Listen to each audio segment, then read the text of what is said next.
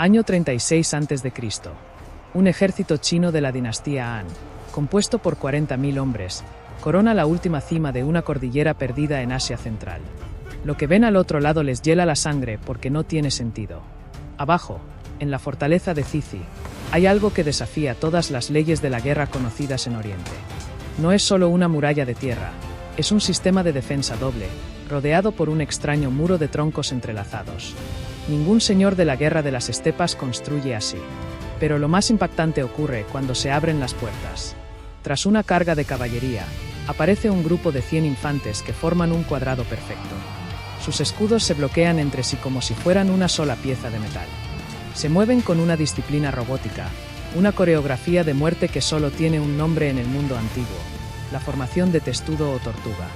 El general chino Chen Tang ha recorrido 5.000 kilómetros para encontrarse con el fantasma de las legiones romanas, a una distancia imposible de Italia. 17 años después de desaparecer en el desierto, los 10.000 romanos perdidos han reaparecido en el lugar más inesperado de la historia. ¿Cómo llegaron allí? Si te apasionan estos misterios olvidados de la historia, suscríbete ahora y acompáñanos en este viaje al pasado. Todo empezó con la codicia de un solo hombre. 17 años antes de ese encuentro en las montañas, en el 53 a.C., Marco Licinio Craso, el hombre más rico de Roma, decidió que su fortuna no era suficiente. Necesitaba gloria militar para sentarse en la misma mesa que César y Pompeyo. Lideró a 7 de las mejores legiones de Roma hacia las arenas de Carrae, en lo que hoy es Turquía y Siria. Iba con 40.000 soldados de élite, la flor y nata del ejército romano. Pero Craso cometió el error fatal de subestimar al enemigo. Se enfrentó a los partos, liderados por el general Sureña, quien solo tenía 10.000 jinetes. Sobre el papel, Roma debería haber arrasado. Pero en el desierto, las matemáticas no sirven de nada frente a la estrategia. Los partos utilizaron una táctica desesperante: el disparo parto. Sus arqueros a caballo rodeaban a las legiones y disparaban nubes de flechas que oscurecían el sol. Los romanos, entrenados para el combate cuerpo a cuerpo, estaban atrapados en sus formaciones, viendo cómo sus hombres caían uno a uno sin poder tocar al enemigo. Cuando intentaban cargar, los partos simplemente se alejaban galopando mientras seguían disparando hacia atrás con una precisión diabólica. El sol abrasaba, el agua se acabó y la moral se hundió en la arena. Al final, la caballería pesada de los partos, los catafractos, cargó contra los restos exhaustos de la infantería romana. Fue una carnicería. 20.000 romanos murieron ese día.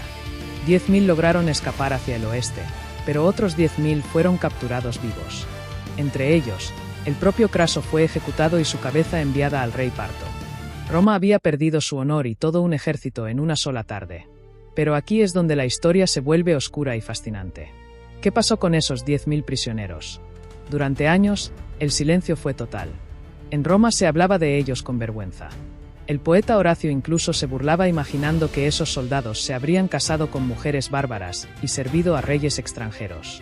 Y no estaba desencaminado. Los partos sabían que tenían entre manos un tesoro militar. Ejecutar a 10.000 legionarios era un desperdicio de recursos, pero mantenerlos cerca de la frontera romana era un suicidio. Desertarían a la primera oportunidad. Así que tomaron una decisión calculada. Los enviaron al confín más oriental de su imperio, a la ciudad de Merv, en la actual Turkmenistán. Estaban a miles de kilómetros de casa, aislados por montañas y desiertos, custodiando las rutas comerciales de Asia Central. Durante casi 2 décadas, estos veteranos sobrevivieron, se adaptaron y vendieron su disciplina al mejor postor. Mientras tanto, a 5.000 kilómetros al este, en la frontera de la China Han, un hombre llamado Chen Tang estaba desesperado por demostrar su valía. A diferencia de los grandes generales aristócratas, Chen Tang nació en la miseria absoluta. Era tan pobre que de joven tenía que pedir dinero prestado para comer. Esa precariedad le dio un hambre de éxito feroz y una mente estratégica brillante.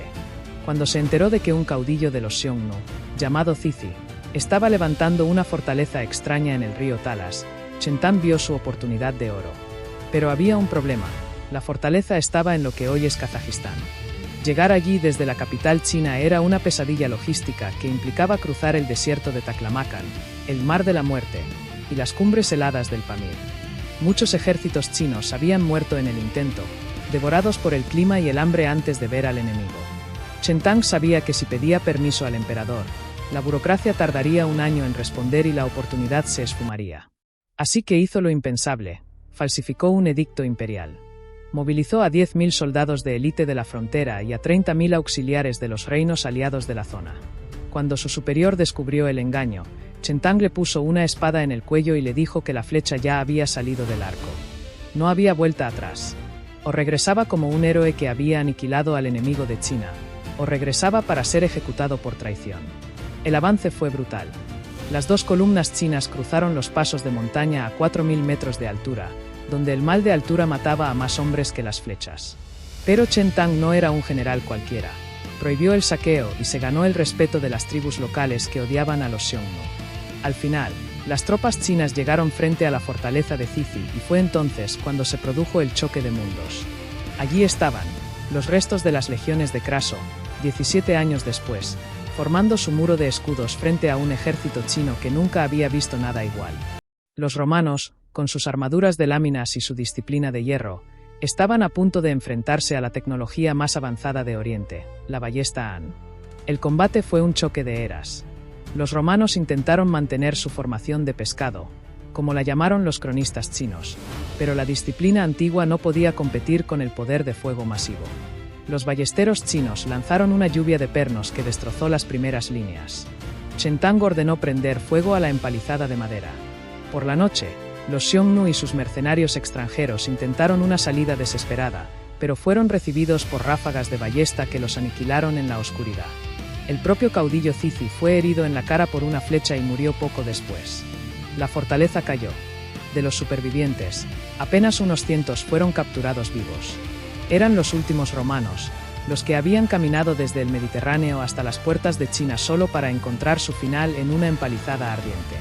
Chen Tang regresó a China con la cabeza de su enemigo, pasando de ser un traidor convicto a un héroe nacional. Su frase quedó grabada en los anales chinos: que aquellos que se atrevan a desafiar a la Gran Han sean cazados sin importar cuán lejos huyan. La historia de los 10.000 romanos perdidos es el recordatorio de que el mundo antiguo era mucho más pequeño y peligroso de lo que pensamos.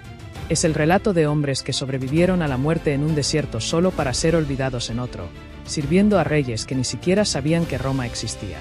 ¿Qué habrías hecho tú en el lugar de esos últimos legionarios? ¿Habrías mantenido la formación hasta el final bajo la lluvia de ballestas o habrías intentado desaparecer en la inmensidad de la estepa? Cuéntanos tu teoría en los comentarios. Si te ha gustado esta crónica de imperios enfrentados, dale a me gusta y suscríbete para no perderte el próximo capítulo de la historia que los libros suelen olvidar. Nos vemos en el próximo vídeo.